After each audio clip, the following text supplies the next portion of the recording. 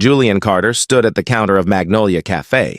His navy suit impeccable, his expression desperate at 35, he had built a successful investment firm and earned the respect of his peers. But right now, none of that mattered. He was facing the worst day of his life, and he needed help. The young woman behind the counter looked at him with confusion.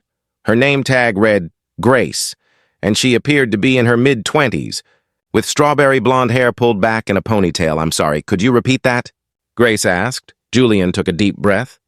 "I know this sounds completely inappropriate," he said quietly, glancing around to make sure no one else could hear. "But I need someone to pretend to be my girlfriend for one day, and I'm willing to pay $500. Grace's eyes widened. "Is this some kind of joke?" "I wish it were," Julian replied. He pulled 5 $100 bills from his wallet and placed them on the counter. "I'm not asking for anything improper," he continued quickly. "Just for you to come to an event with me this afternoon. Pretend we're dating and then we part ways. No contact after today unless you want it." Grace stared at the money, then at him. "Why would you need to pay someone for this?" Julian's shoulders sagged. "Because today is my younger sister's wedding," he explained. "And 6 months ago, I was supposed to get married, too. My fiancé called it off 3 weeks before the ceremony." He paused, the pain still fresh in his voice. "My entire family will be at this wedding. They'll all be watching me, pitying me, asking if I'm okay. I just want one day where I don't have to face that alone." Grace studied his face. "So you want to lie to your family?" "Yes," Julian admitted. "I want to pretend for a few hours that I'm not the lonely failure they all think I am." "I didn't say you were a failure," Grace said gently. "No, but I feel like one." Julian replied. Grace looked at the money again. $100 would cover her rent with money left over. She was working 3 jobs to pay for her online college courses, but this felt wrong. "I don't know," she said. "Please," Julian said, and the desperation in his voice was real. "I wouldn't ask if I had anyone else. My friends are all busy or they'll be at the wedding anyway. I just need someone kind who can smile and nod for a few hours." Grace bit her lip. "What would I have to do exactly?" "Just be my date," Julian said. "Hold my hand occasionally, laugh at my jokes. Let me introduce you as my girlfriend. The ceremony is at 3 and the reception ends around 8. "That's 5 hours," Grace calculated. "I know it's a lot to ask." Julian said. Grace made a decision that surprised her. "Keep your money," she said. "But I'll do it on one condition." Julian looked shocked. "What condition?" "You tell me the truth about what happened," Grace said. "The real story, not the version you tell people at parties. If I'm going to help you lie to your family, I at least want to know the truth." Julian was quiet for a moment. "Okay," he agreed. 2 hours later, Grace sat in Julian's car wearing a simple dress she'd borrowed from her roommate Julian drove. And as promised, he told her the truth. Her name was Melissa, he began. "We met at a charity function. She was beautiful, successful, everything I thought I wanted." He gripped the steering wheel tighter, but I was so focused on building my career that I never really saw her. I worked late every night. I missed dinners and plans. I was always too busy, and she got tired of waiting, Grace said. "Yes," Julian confirmed. "She told me she felt like she was engaged to a ghost. That I loved my work more than I loved her. Was she right?" Grace asked. Julian was silent for a long moment. "Yes," he finally said. "She was right, and by the time I realized it, it was too late." They arrived at the venue. An elegant garden estate. Julian helped Grace out of the car. "Ready?" he asked. "As I'll ever be," Grace replied. She slipped her hand into his, and they walked toward the ceremony. Julian's family was warm but overwhelming. His mother hugged Grace immediately. "Julian, she's lovely," his mother whispered loud enough for everyone to hear. His father shook Grace's hand with approval. His sister, Sophie, the bride, pulled Grace aside. "Thank you for coming," Sophie said. "Julian's been so sad since Melissa." "I'm glad he found someone." Grace felt a pang of guilt, but smiled. The ceremony was beautiful. Grace sat beside Julian, feeling him tense whenever someone looked their way. During the reception, they danced. Julian was a good dancer, confident and gentle. "You're better at this than I expected," Grace said. "My mother insisted on lessons when I was 12, Julian admitted. I hated it then, grateful now, as the evening wore on. Something unexpected happened. Grace found herself enjoying Julian's company. He was funny when he relaxed, and thoughtful in ways that surprised her. He asked about her life, her studies, her dreams. "I'm working toward a degree in education," Grace explained as they sat at their table. "I want to teach elementary school." "That's noble work," Julian said. "It doesn't pay well," Grace replied. "That's why I work 3 jobs." Julian looked thoughtful. "Money isn't everything," he said. "I have plenty of it and I'm miserable." "Then why do you work so hard?" Grace asked. "Because it's all I know," Julian admitted. "After Melissa left, I threw myself into work even more. It's easier than facing the emptiness." Grace reached across the table and took his hand. "You're not empty," she said.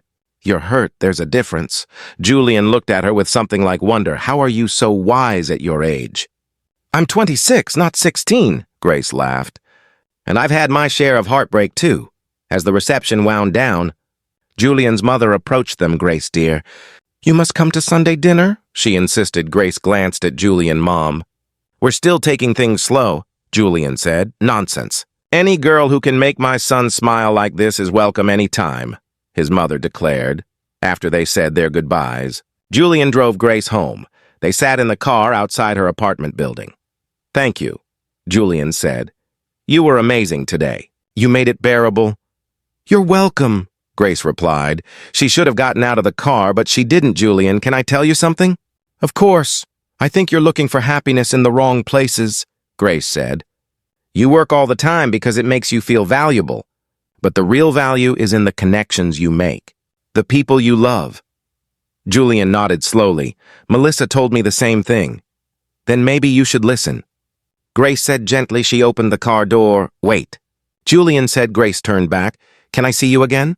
he asked. "Not as a paid date, just as Grace and Julian?" Grace hesitated. "I don't think that's a good idea," she said. "We're from different worlds.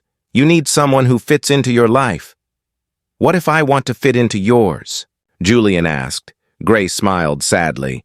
"Then call me when you've figured out what you really want."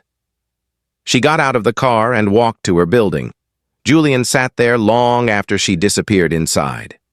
The next morning, Grace was surprised to find Julian waiting outside the cafe when she arrived for her shift. "You're up early," she said. "I couldn't sleep," Julian admitted. "I kept thinking about what you said and—" "You were right," he said. "I've been chasing success instead of happiness.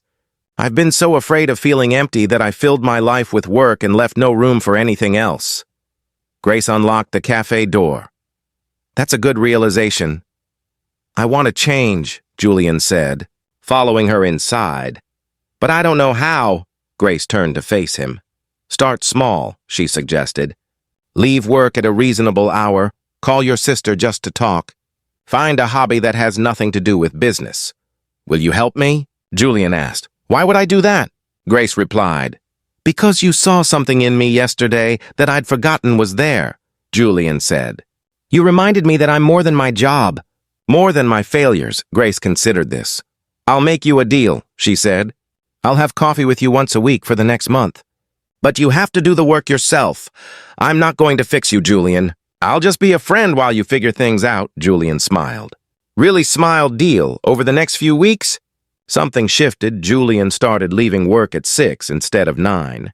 He joined a community basketball league. He volunteered at a local food bank. And every Wednesday he met Grace for coffee.